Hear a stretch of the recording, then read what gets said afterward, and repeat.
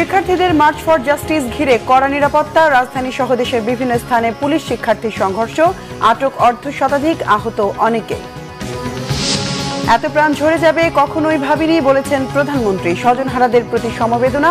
শ্রীলঙ্কার মতো সহিংসতায় সরকারকে ক্ষমতাচ্যুত করার ষড়যন্ত্রের অভিযোগ। যে কোনো সময় নিষিদ্ধ হচ্ছে জামাত শিবির, জানিয়েছেন স্বরাষ্ট্রমন্ত্রী। প্রজ্ঞাপন জারি প্রক্রিয়াধীন। অশুভ শক্তির বিরুদ্ধে ঐক্যবদ্ধ প্রতিরোধ গড়ার হুঁশিয়ারি ওবায়দুল কাদেরের। ছাত্র গণ আন্দোলনে দিশেহারা সরকার পতন ঠেকাতে পারবে না বলেছেন মির্জা ফখরুল। তেহরানে আততায়ীর হামলায় হামাস প্রধান ইসমাইল হানিয়া নিহত। গুপ্ত হামলায় হত্যা বলছে বিপ্লবী গার্ড। প্রতিশোধের হুঁশিয়ারি হামাসের।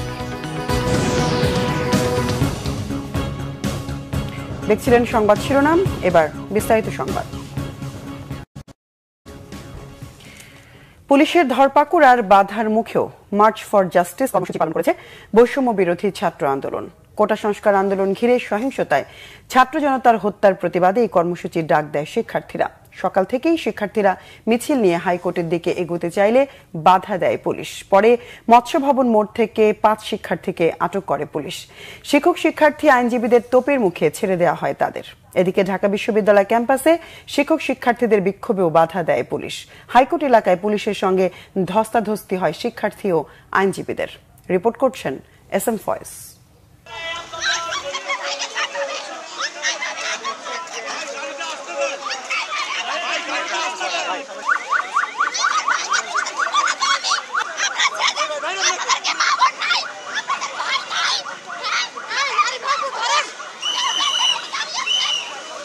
কোটা সংস্কার আন্দোলনের কেন্দ্রীয় সমন্বয়কদের মুক্তি, শিক্ষার্থীদের হত্যা ও গণগ্রেফতারের শিকার শিক্ষার্থীদের মুক্তিসহ 9 দফা বাস্তবায়নে মার্চ ফর জাস্টিস কর্মসূচি পালনে হাইকোর্টের সামনে জড়ো হয় আন্দোলনকারীরা। কর্মসূচিতে বাধা দেয় পুলিশ। আটক করা হয় 5 জনকে।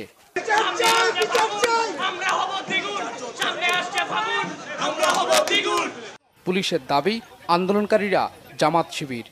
ওরা শিবিরের পোলা বানানি এখানে আমি জানি ওরা শিবির। স্টুডেন্ট মানে কি শিবির? হ্যাঁ, ওরা জামাত শিবির। স্টুডেন্ট মানে কি জামাত শিবির? না, স্টুডেন্ট মানে জামাত শিবির কেন? But I am not decide talk to you at this moment. Please আপনি আমাদের মিডিয়া যান, যদি এই বিষয়ে কথা বলেন মিডিয়া যান। তাহলে আপনি কিভাবে নিশ্চিত শিবির বললেন? হ্যাঁ, শিবির। ওদের কথাবার্তা এডিসিউড আমি বুঝেছি শিবির। ওদের পাকিস্তানি মনোভাব, এই কারণে বললাম। পুলিশের বাধার মুখেও নানা স্লোগান দেয় শিক্ষার্থীরা।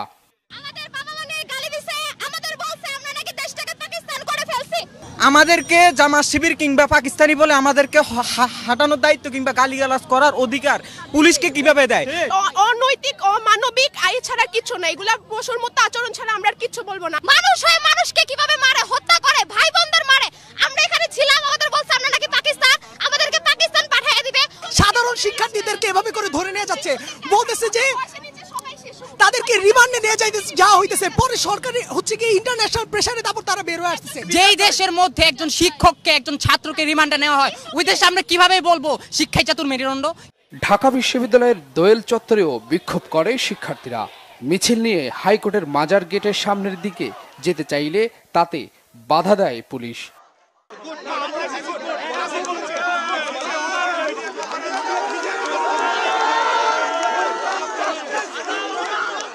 আমরা জাস্টিস চাই। আর কোন ছাত্রছাত্রীদের বুকে গুলি করা হবে না, আর কোন ছাত্রছাত্রীকে নির্যাতন করা হবে না। তোমরা আগামী দিনে যে কোনো ধরনের কার্যক্রমে থাকবে, আমরা ইনশাআল্লাহ থাকবো। আমাদের সকলের উদ্দেশ্য ছিল আমরা হাইকোর্ট পর্যন্ত যাব, কিন্তু আমাদেরকে সেটা যেতে দেওয়া হয় না। আমাদের ক্যাম্পাসের মধ্যে আটকিয়ে দেওয়া হয়েছে। ইনশাআল্লাহ আমরা জয় নিয়ে বাসায় ফিরবো। এদিকে পুরান ঢাকার জজকোর্ট এলাকায়ও বিপুল সংখ্যক পুলিশ মোতায়েন করা হয়। বুধবার দুপুর 1টার দিকে সিএমএম কোর্ট প্রাঙ্গণ থেকে মিছিল বের করে শিক্ষার্থী ও আইনজীবীরা। সারা দেশের ছাত্র জনতার 9 দফার সমর্থন। আমরা আজকে আইনজীবী সমাজ ছাত্রদের সাথে একতা ঘোষণা করছি। মিছিলটি বিভিন্ন সড়ক প্রদক্ষিণ করে প্রথমে ঢাকা বারের সামনে অবস্থান নেয়, পরে জজকোর্টের সামনে অবস্থান নেয়। SM Foyez, Bangla vision, Dhaka. বৈষম্য বিরোধী ছাত্র আন্দোলনের মার্চ ফর জাস্টিস কর্মসূচির সমর্থনে সুপ্রিম কোর্ট প্রাঙ্গণে মিছিল করেছেন বিএনপি জামাতপন্থী আইনজীবীরা। তবে হাইকোর্টের মাজার গেটে পুলিশ তাদের আটকে দেয়। এদিকে কোটা আন্দোলনের সহিংসতা, 6 সমন্বয়ককে ডিবি হেফাজতে রাখা সহ চলমান পরিস্থিতি নিয়ে পাল্টাপাল্টি সংবাদ সম্মেলন করেছেন বিএনপি ও আওয়ামীপন্থী আইনজীবীরা। বিস্তারিত সৈকত সাদিকের প্রতিবেদনে। মার্চ ফর জাস্টিস কর্মসূচি সমর্থনে বুধবার দুপুরে সুপ্রিম কোর্ট আইনজীবী সমিতির ভবনের সামনে থেকে মিছিল বের করে বিএনপি ও জামাতপন্থী আইনজীবীরা।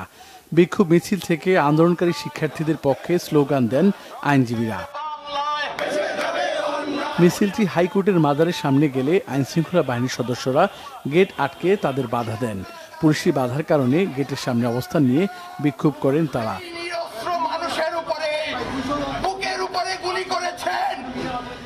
এরপর সুপ্রিম কোর্ট আইনজীবী সমিতির পক্ষ থেকে বার মিলনায়তনে সংবাদ সম্মেলন করেন সমিতির বিএনপি জামাতপন্থী আইনজীবীরা।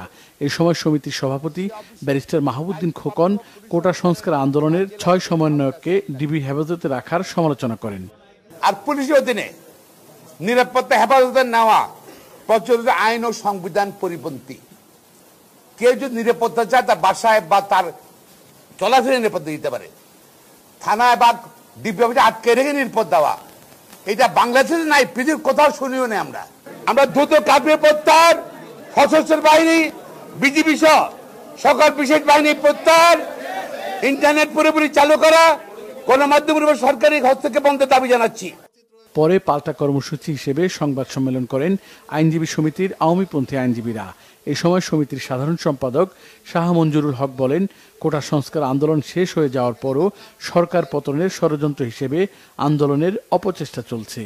এই গণতদন্ত করে তারা একটি কথাও বলে নাই কোন গুলিটা বেআইনিভাবে হয়েছে, কোন গুলিটা পুলিশ আরবিট্রারিলি করেছে, পিআরবি এবং সিআরপিসি না মেনে করেছে। তাদের মনে বড় কষ্ট এই কারণে যে তারা যে কারণে একটি আন্দোলন করতে চেয়েছিল সেই আন্দোলনটি স্থিমিত হয়ে যাওয়ার কারণে তারা আবারও চায় বিভিন্নভাবে এই আন্দোলনটিকে যাতে জিয়ে রাখতে পারে। আওয়ামীপন্থী আইনজীবীরা জামাত বিএনপির সকল ষড়যন্ত্র মোকাবেলায় ঐক্যবদ্ধ থাকার প্রত্যয় ব্যক্ত করেন।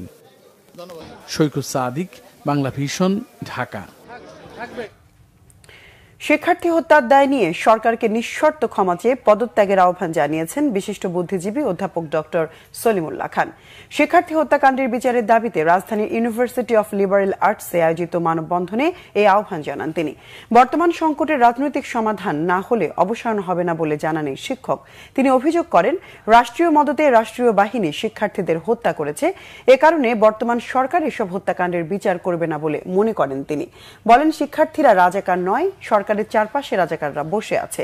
শিক্ষার্থী আন্দোলন সারা দেশের আন্দোলনে পরিণত হতে চলেছে বলে মন্তব্য করেন তিনি।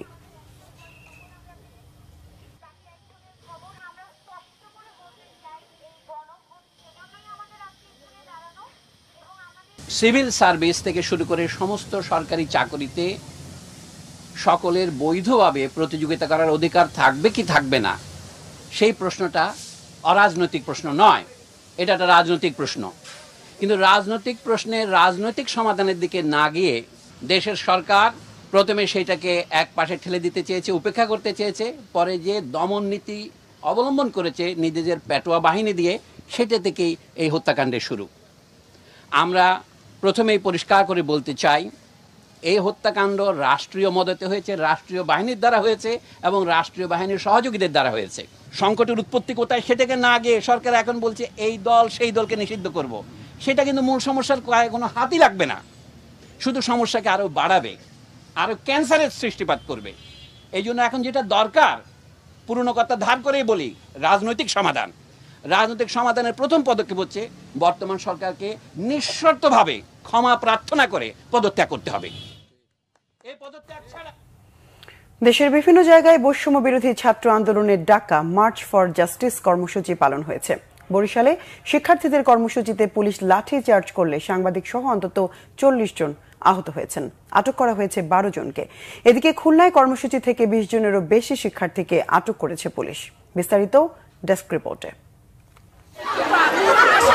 বরিশালে শিক্ষার্থীদের 2 দফা দাবি আদায়ের সমাবেশ কর্মসূচি পুলিশ লাঠিচার্জ করে ছত্রভঙ্গ করে দেয়।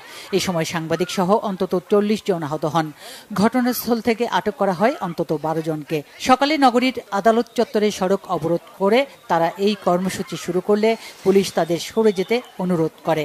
এক পর্যায়ে লাঠিচার্জ করে তাদের ছত্রভঙ্গ করলেও কিছু শিক্ষার্থী সেখানে অবস্থান নেয়। পরে পুলিশ তাদের থানায় নিয়ে যায়। আটকদের সংখ্যা পরে জানানো হবে বলে জানায় পুলিশ।